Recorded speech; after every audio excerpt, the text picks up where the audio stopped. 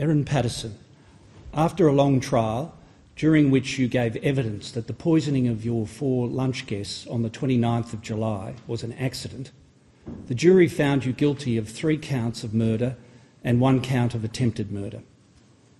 In other words, the jury necessarily found that you deliberately served poison meals to Gail and Don Patterson and Heather and Ian Wilkinson, and that you did so intending to kill them. Only Ian Wilkinson survived. The maximum penalty for murder is life imprisonment, and for attempted murder, 25 years imprisonment.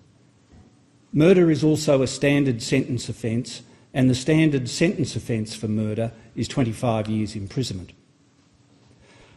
The prosecution submits, and your counsel concedes, that your offending falls into the worst category of offending for these offences, and that you should receive the maximum penalties for your crimes. I agree, for reasons that I will come to in due course.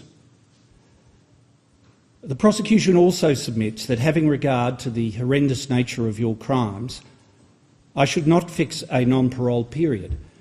In other words, the prosecution submits that you should never have the opportunity of being released from prison on parole. Your counsel challenged this submission, relying principally on the harsher than usual conditions of your imprisonment, which both sides agree are likely to continue for the foreseeable future. Whether or not to fix a non-parole period is the main dispute which I have to determine. These sentencing reasons consist of 4 parts. First, the circumstances of the offences. Second, your circumstances. Third, relevant sentencing law. And fourth, the actual sentences. It is convenient at this stage to mention one aspect of sentencing law. Where the prosecution alleges circumstances that aggravate your offending, the prosecution must prove those circumstances beyond reasonable doubt. Where the defence alleges circumstances of mitigation, the defence must prove those circumstances on the balance of probabilities. Just before I turn to the circumstances of your offences, I note that at your trial the prosecution conceded that they could not prove motive.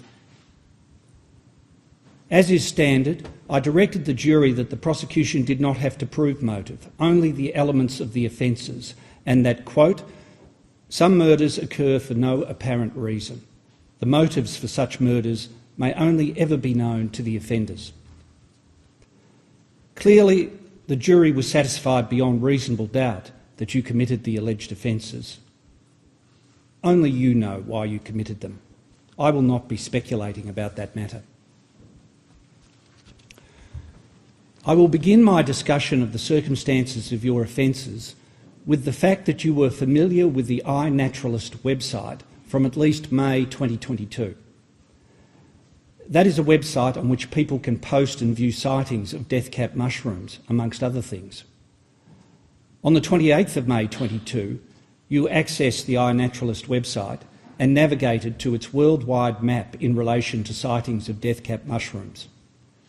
Using that map, you accessed information concerning the sighting of death-cap mushrooms in Moorabbin, a suburb of Melbourne.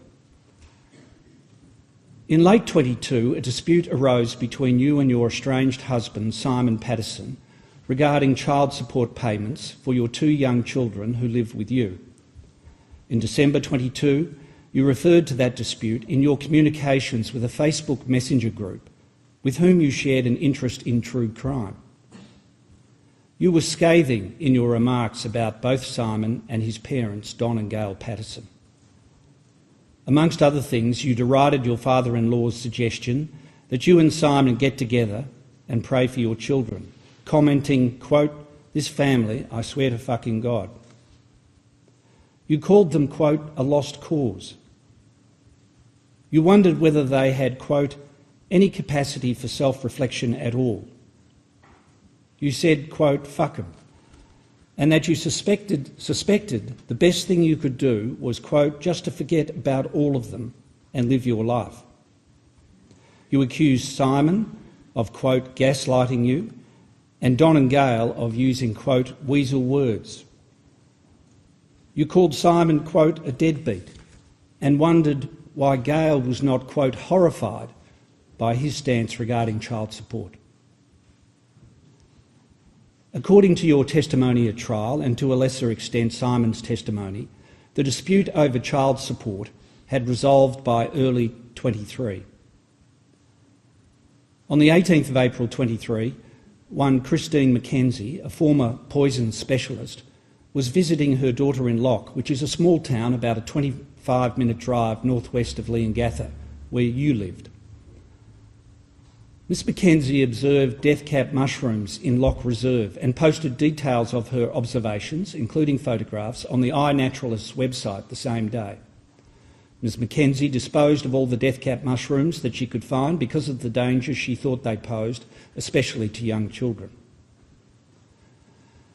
On the morning of the 28th of April 23, your mobile phone, which was never recovered by investigators, connected to certain cell towers consistent with a possible visit by you to the Lock Reserve.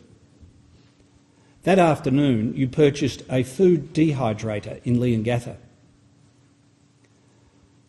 Between the 28th of April and the 4th of May 23, you photographed forage mushrooms on the trays of your dehydrator. The images were found by investigators on a Samsung tablet later seized from your home. Dr. Tom May, a world-renowned expert in fungi, gave evidence at your trial that those images were, quote, consistent with death-cap mushrooms to a high degree of confidence. On the 21st of May 23, Dr. May observed death-cap mushrooms in Nielsen Street, Outram. Outram is a small town about a 23-minute drive southwest of Leongatha. Later that day, Dr. May posted details of his observations, including photographs, on the iNaturalist website. On the morning of the 22nd of May 23, your phone connected to certain cell towers, consistent with a possible visit by you to Lock Reserve. Later that morning, your phone connected to certain cell towers, consistent with a possible visit by you to Nielsen Street, Outram. On the 24th of June 23, you hosted a lunch at your Leongatha home, attended by Don and Gail and your children.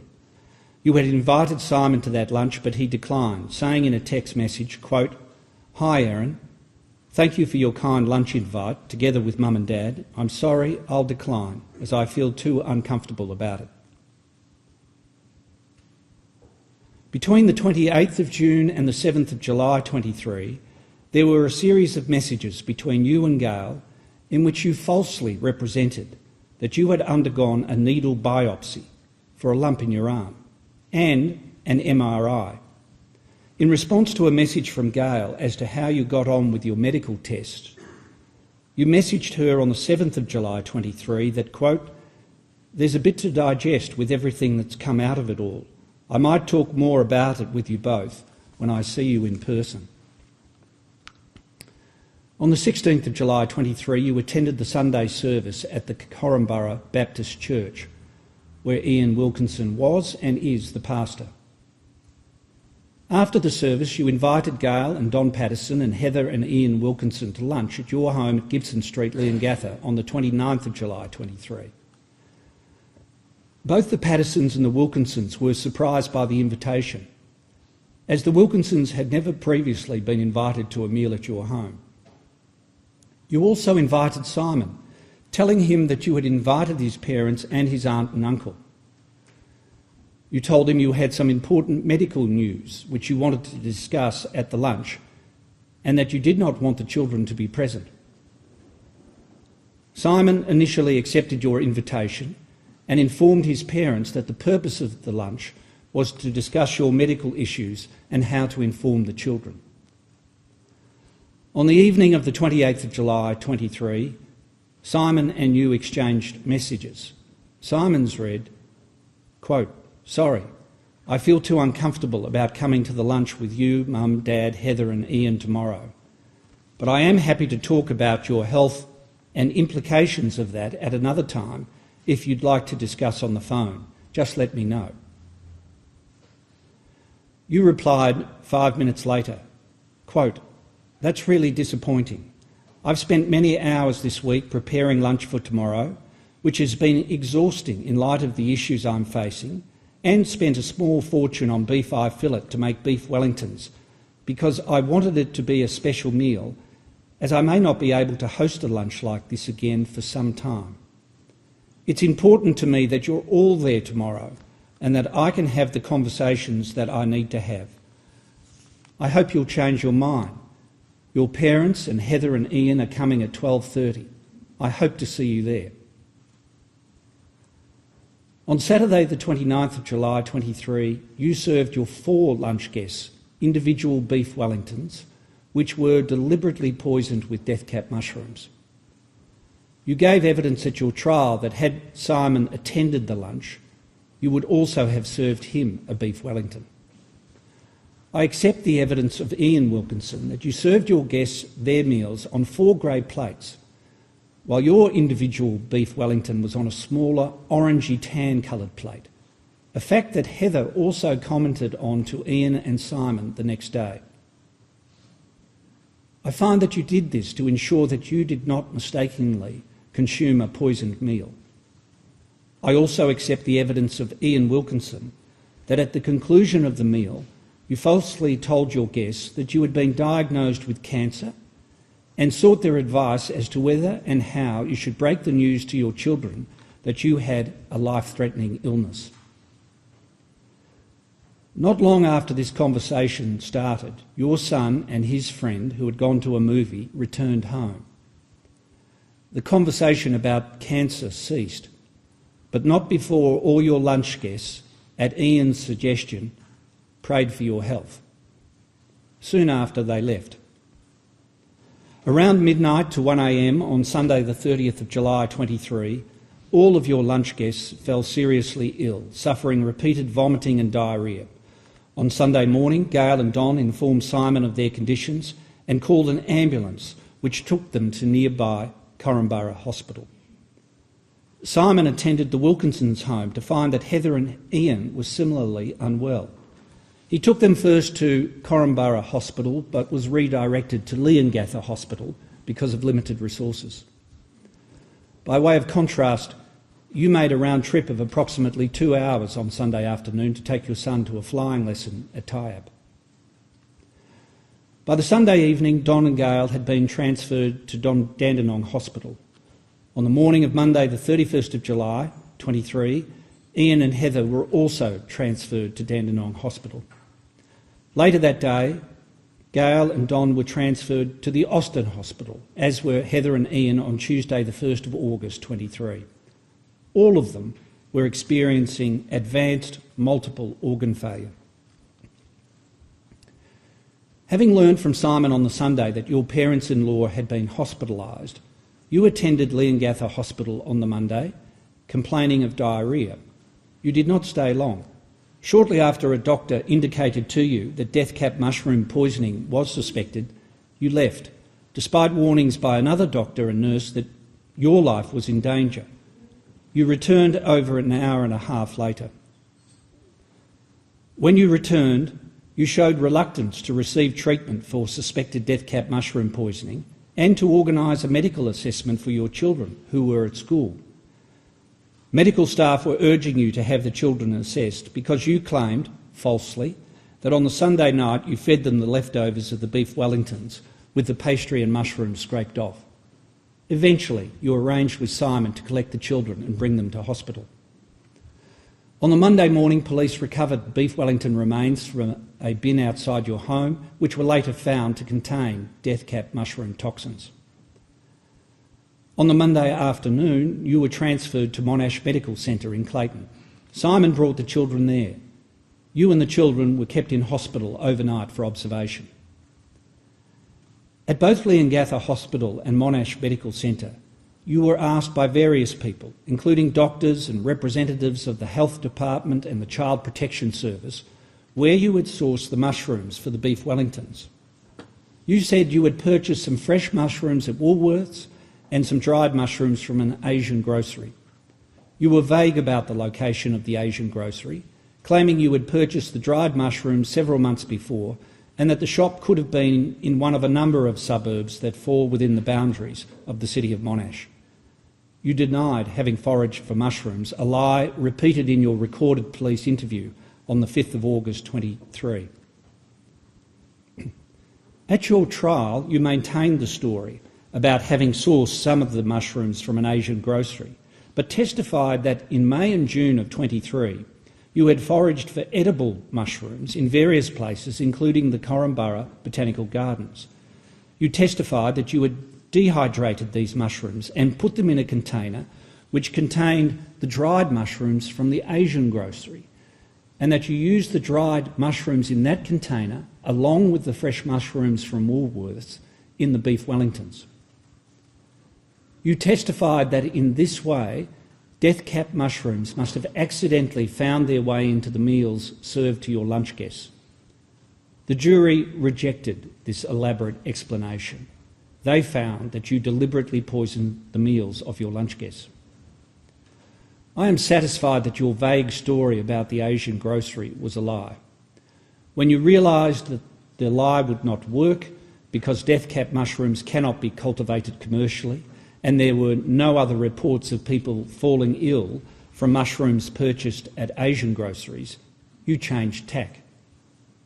You concocted the story you told the jury about foraged mushrooms ending up in the container with the Asian grocery mushrooms and then accidentally ending up in the beef Wellingtons. On the afternoon of Tuesday the 1st of August 23, you and the children were discharged from Monash Hospital. On the morning of the 2nd of August 23, you disposed of your dehydrator at a local tip, the Coonawarra transfer station. On the 4th of August 23, investigators recovered your dehydrator from the tip. Forensic examination revealed that the dehydrator contained traces of death-cap mushrooms. That same day, 4th of August 23, Heather Wilkinson, aged 66, and Gail Patterson, aged 70, died from death-cap mushroom poisoning. And Don Patterson, who was desperately ill, was given a liver transplant. On the 5th of August 23, the police executed a search warrant at your home. You handed over a dummy phone. It was not the phone that you had been using throughout most of 23, the phone which on the 28th of April 23 had connected to certain cell towers indicating a possible visit to Lock, and which on the 22nd of May 23 had connected to certain cell towers indicating possible visits to Lock and Outram. In your recorded interview following the search, you denied having foraged for mushrooms and denied owning a dehydrator. Late on the 5th of August 23, Don Patterson, aged 70, died from death-cap mushroom poisoning. Ian Wilkinson very nearly died, but gradually his condition improved. On the 21st of August 23, he was discharged from the intensive care unit to a ward at the Austin Hospital. On the 11th of September 23, he was moved to the Heidelberg Repatriation Hospital. On the 21st of September 23, he was discharged home. He has not fully recovered. He has reduced kidney function, ongoing respiratory issues and reduced energy. On the 2nd of November 23, the police executed another search warrant at your home, seizing more electrical devices. You were arrested and charged. You have been in custody ever since. Let me now summarise the aggravating circumstances of your offending. Your offending, which resulted in the death of 3 people and near death of another, involved substantial premeditation. I am satisfied that by the 16th of July 23, when you unusually invited Simon, his parents and his aunt and uncle to a lunch without the children to discuss your non-existent medical issues, you did so with the intention of killing them all. The dehydrator, which you purchased in late April 23, enabled you to preserve death-cap mushrooms, which you put into the individual beef Wellingtons served to your guests. Whether those death-cap mushrooms came from Lock on the 28th of April 23, or from Lock or Outram on the 22nd of May 23, or from another location in May or June of 23, 2023, as you suggested in your testimony, is in my view of no great moment. After learning from Simon on Sunday the 30th of July 23 that some or all of your lunch guests had been hospitalised, you showed no pity for your victims. Instead of informing those treating the Pattersons and Wilkinsons that you had used foraged mushrooms, which you could have done without having to admit that you had deliberately poisoned their meals, you repeatedly denied foraging, insisting that the mushrooms for the beef Wellingtons were sourced solely from Woolworths and an Asian grocery. We will never know whether revealing the use of foraged mushrooms would have made a difference. But the administration of the drug psilocybin, which is a specific antidote for death cap mushroom poisoning, was not commenced on the 30th of July 23 because at that stage the evidence regarding the type of toxin was inconclusive. Similarly, the administration of NAC to preserve the victims' livers from toxins was not commenced until almost midnight on the 30th of July 23 for Don Patterson and on the 31st of July 23 for the others. The prosecution submitted that I should infer from your pitiless behaviour that your intention to kill was ongoing and that this constitutes an additional aggravating circumstance. I accept that submission. As the Wilkinsons' daughter, Ruth Dubois, remarked in her victim impact statement, you, quote, followed through on your lethal plan. Your lunch guests each suffered severe gastrointestinal illness on the Sunday and Monday prior to being sedated and mechanically ventilated. Their suffering was protracted. And Ian Wilkins suffers ongoing health issues. This aggravates your offending. The prosecution submitted that you must have anticipated that your victims would suffer in the way they did. I am satisfied of that beyond reasonable doubt. It is implausible that you would have selected death cap mushrooms without ascertaining how they would work upon your victims. Further, the devastating impact of your crimes is not limited to your direct victims. Your crimes have harmed a great many people. I will expand on this aggravating circumstance when I turn to the victim impact statements. In addition to denying the use of foraged mushrooms, you engaged in an elaborate cover-up of your guilt. I find that you disposed of the 4 grey plates on which you served the poisoned beef Wellingtons. You falsely made out that you had fed your children leftover beef Wellingtons with the pastry and mushrooms scraped off. You feigned illness. You disposed of the dehydrator soon after you were released from hospital. You maintained the vague story about sourcing dried mushrooms at an Asian grocery and had the gall to tell police in your recorded police interview that you had been very, very helpful to the health department in its investigation of the incident. You disposed of your phone and provided police with a dummy phone. You lied to the police in your recorded police interview about various matters. Finally, and most importantly, your offending involved an enormous betrayal of trust. Your victims were all your relatives by marriage. More than that, they had all been good to you and your children over many years, as you acknowledged in your testimony. Not only did you cut short 3 lives and cause lasting damage to Ian Wilkinson's health, thereby devastating the extended Patterson and Wilkinson families, you inflicted untold suffering on your own children, whom you robbed of their beloved grandparents.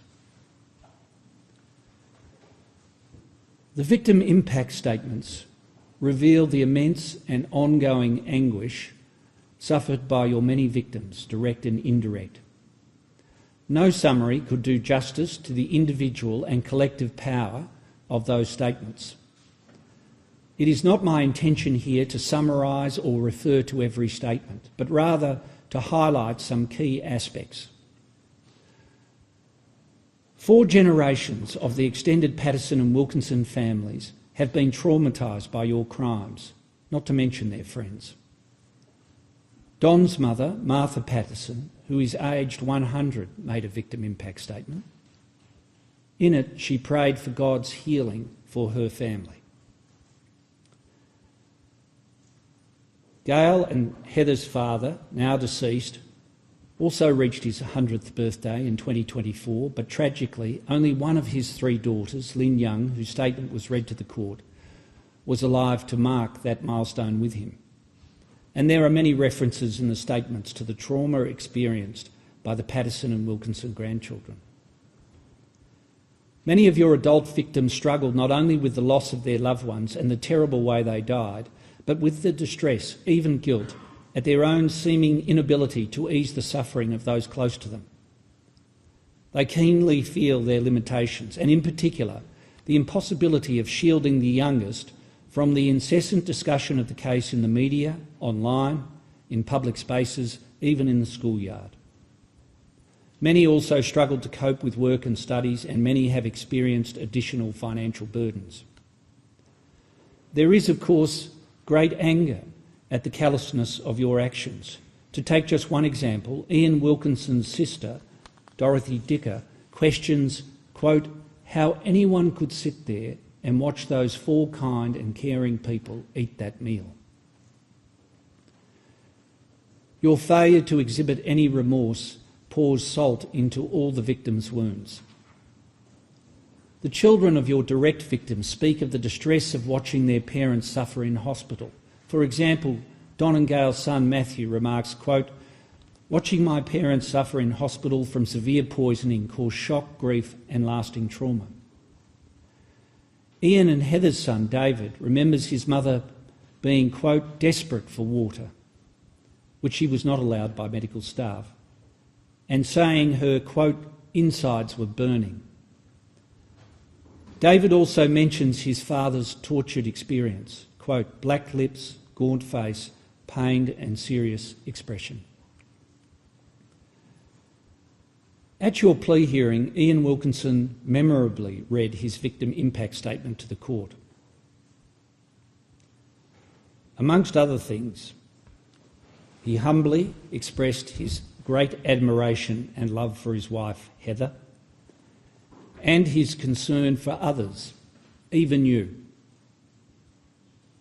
He offered you forgiveness for what you did to him. Quote, in regards to the many harms done to me, I make an offer of forgiveness to Erin. I say harms done to me advisedly. I have no power or responsibility to forgive harms done to others. However, I encourage Erin to receive my offer of forgiveness for those harms done to me with full confession and repentance. I bear her no ill will. That offer of forgiveness presents you with an opportunity. You would do well to embrace it in the manner he suggests. In commenting on the unprecedented coverage of your case, Ian Wilkinson also made this point, quote, it's one of the distressing shortcomings of our society that so much attention is showered on those who do evil and so little on those who do good. Your lunch guests undoubtedly belong to that company of people among us who do good. The victim impact statements make it clear that each one of them, over many years, gave of themselves generously and made lasting contributions to many, many lives, and in Ian's case continues to make. All of them, inspired by their Christian faith, were deeply invested not only in their families but in their wider communities, as the statements from members of the Currumbara Baptist Church attest. A word that is used again and again in the statements to describe your crimes is, quote, senseless. But what also surfaces in the statements is hope and gratitude for the care shown by others. Don and Gail's daughter, Anna Terrington, writes, quote, we have to say goodbye for now to Mum and Dad and Heather. Don's brother Colin writes, quote, as Christians they were people of hope, and sharing that hope, my loss is not one marked by despair. Ruth Dubois expresses her great appreciation for the efforts made and compassion shown by the medical teams. Simon Patterson gives thanks, quote, for the incredibly strong, gentle, patient and caring support from friends, family, schools, our own church congregation, the wider church, colleagues, work clients, neighbours, police, government officers and our professional counsellors. We have experienced love in a special way since the murders. I will conclude my account of key aspects of the victim impact statements with what Don and Gail's son Matthew had to say about your betrayal of trust. Quote, Erin was embraced as part of the Patterson family. She was welcome and treated with genuine love and respect in a way she did not appear to experience from her own family. Her actions represent a profound and devastating betrayal of the trust and love extended to her. Having regard to the aggravating circumstances of your offending and the victim impact statements, I have no hesitation in finding that your offending falls into the worst category for the offences of murder and attempted murder.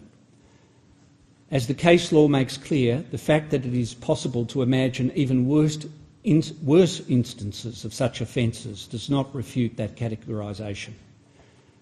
The gravity of your offending warrants the imposition of the maximum penalties for your crimes. I turn then to your circumstances. The information I was provided about your personal history was minimal. Your counsel simply relied on the personal history you provided in your trial testimony. There were no psychiatric or psychological reports provided, no references from character witnesses. No doubt that approach to your plea hearing was based on your instructions, but it means the account of your personal history that I am about to give is limited. You were born in Adelaide on the 30th of September 1974, making you 48 years old at the time of your offending and 50 now. Your maiden name was Scudder. In 1977, your family relocated to Melbourne, residing in Hampton. In 2004, you and Simon Patterson met whilst you were both employed at Monash City Council. Simon told the jury that he was working there as a civil engineer and you were the RSPCA's representative on the council. By 2005, you and Simon were romantically involved. In 2006, your grandmother died, leaving you a substantial inheritance. Monies from her estate were distributed between 2007 and 2015.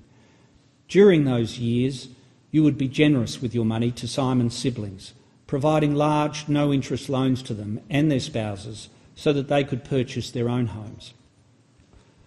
On the 2nd of June 2007, you and Simon married. You told the jury that your parents did not attend the wedding. They were holidaying in Russia. Soon after your marriage, you and Simon travelled around Australia and overseas for a few months before settling in Perth.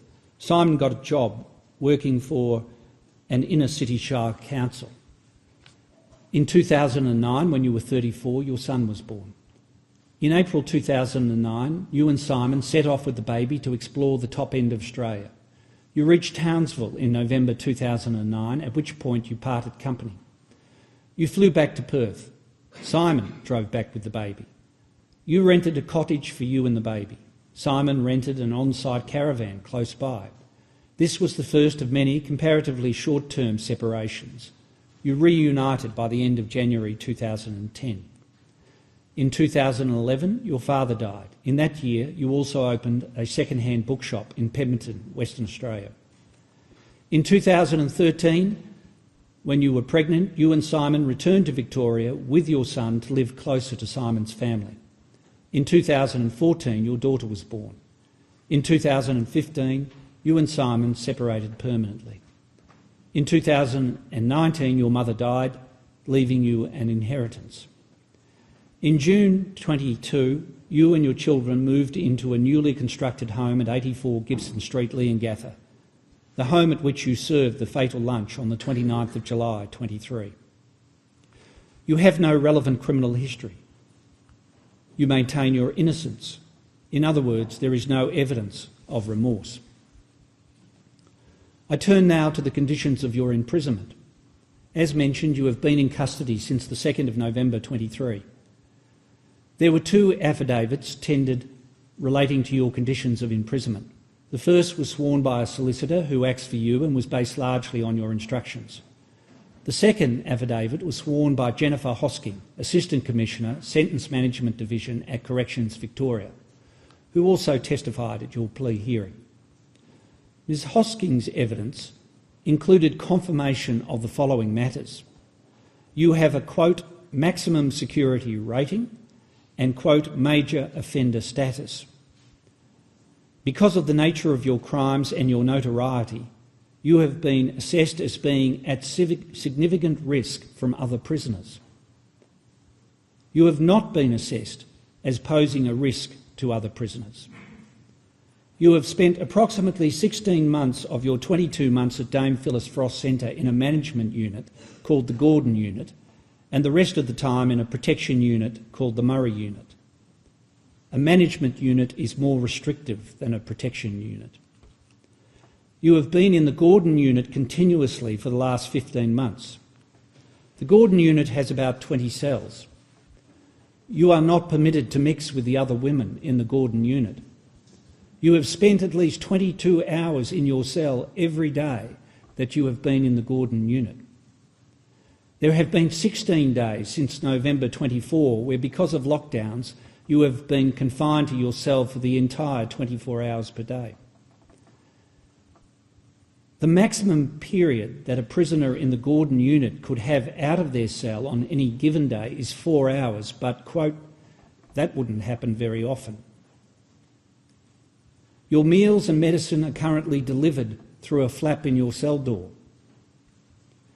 There is a small concrete yard, approximately 2 metres by 1.5 metres, which adjoins your cell, which, with permission, you may access for fresh air.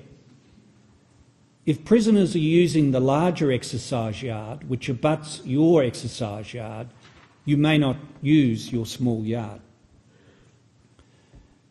During your time in the Gordon Unit, you have barely had any contact with other individuals. Permission is required for you to communicate with any other prisoner, which, according to your counsel, is complicated by the fact that you are not informed of the identities of the other prisoners in the Gordon Unit. You currently have approval to communicate with one other prisoner in the Gordon Unit through a wire mesh when the 2 of you are permitted to use your respective adjoining exercise yards. That other prisoner is undergoing a lengthy sentence for terrorism offences and has attacked other prisoners. You did not ask to communicate with that person and have not communicated with her. The suggestion that you should communicate with her was made by a corrections officer. There is an intercom in your cell which, if permission is granted, you may use to communicate with one other prisoner in the unit at a time, but you have not done so. In order to attend any other part of the prison, for example the visitors' centre or the library, you are driven there escorted by 2 corrections officers. While, theoretically, prisoners in the Gordon Unit are able to access the prison library twice per week for 20 minutes at a time, you have not been able to do so because of staff shortages and a rule that you may not access the library if another is doing so. Consequently, you have only been able to access the library a handful of times during your time in the Gordon Unit. United Nations guidelines, known as the Bangkok Rules, provide that a prisoner should not be in separation for more than 15 days at a time, but you have now been in separation continuously for 15 months. There are 2 prisoners in the Gordon Unit who have been there in excess of 3 years. And whilst the primary principle in the placement of prisoners is to manage and place them in the least restrictive environment necessary to ensure the safety and security of the individual prisoner and other prisoners, the least restrictive environment can be very restrictive. As for your future conditions of imprisonment, whilst your placement in the Gordon Unit is reviewed monthly, Ms Hosking was unable to say whether you would ever be moved from the Gordon Unit.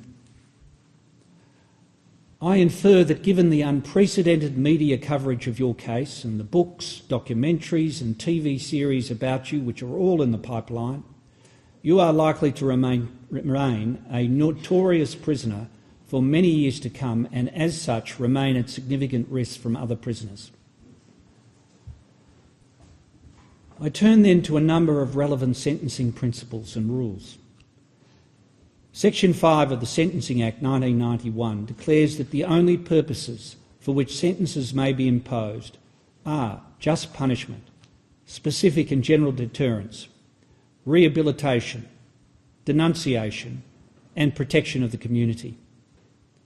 I have had regard to all of these sentencing purposes in formulating my sentences, but rehabilitation has taken a back seat because of the gravity of your offending. Other provisions of the Sentencing Act that are of particular relevance to your case are as follows.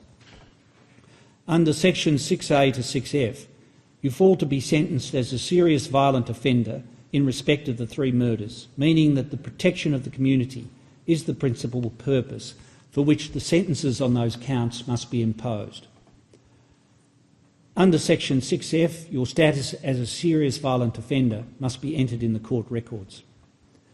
Section 11(1) provides relevantly that if a court sentences an offender to be imprisonment for the term of her natural life, the court must, as part of the sentence, fix a period during which the offender is not eligible to be released on parole, unless it considers that the nature of the offence makes the fixing of such a period inappropriate. Section 11A(4)(a) provides that where an offender is sentenced to life imprisonment, the sentencer must fix a non-parole period of at least 30 years, unless it is not in the interests of justice to do so. Is it inappropriate to fix a non-parole period? Would fixing a non-parole period be contrary to the interests of justice? As mentioned above, this is the main dispute that I have to determine. Sentencing case law establishes that, as a general rule, harsher than normal conditions of imprisonment will warrant mitigation of penalty. There is nothing about your conduct whilst in custody which might cast doubt on the application of that general rule. As Ms Hosking indicated, you are in a management unit to protect you from other prisoners, not vice versa, nor do you have any relevant criminal history. In their written submissions, the prosecution conceded that your conditions of imprisonment are more burdensome than for a mainstream prisoner, and that they are likely to remain so for the foreseeable future. The prosecution submitted that this is a, quote, relevant consideration for sentence. In oral submissions, the prosecution conceded that this consideration was not just relevant, but, quote, important and, quote, weighty, while still pressing for life imprisonment with no possibility of parole. You have effectively been held in continuous solitary confinement for the last 15 months, and at the very least, there is a substantial chance that for your protection, you will continue to be held in solitary confinement for years to come. The Court of Appeal in Yat against the King referred without criticism to the observation that, quote, the adverse health effects of solitary confinement are well established. I note too that Ms Hosking stated at the plea hearing that, quote, being separated has negative outcomes for people. We're very aware of that. The harsh prison conditions that you have experienced already and the likely prospect of solitary confinement for the foreseeable future are important and weighty considerations which should count for something in the sentencing exercise. In my view, the only scope for making them count is by the fixing of a non-parole period. In opposing the imposition of a non-parole period, the prosecution relied on the Queen against Colston, where the offender was sentenced to life imprisonment without a non-parole period for the savage murders of 3 people. But that case makes clear that, quote, where there is a substantial factor pointing towards clemency, as I consider your present and likely future conditions of imprisonment to be, the fixing of a non-parole period may be appropriate even for an offender who has committed multiple murders. Fixing a non-parole period is not to undervalue the horrendous nature of your offending. Your total effective sentence will be life imprisonment, and the period during which you will be ineligible for parole will be a very substantial one. Please stand.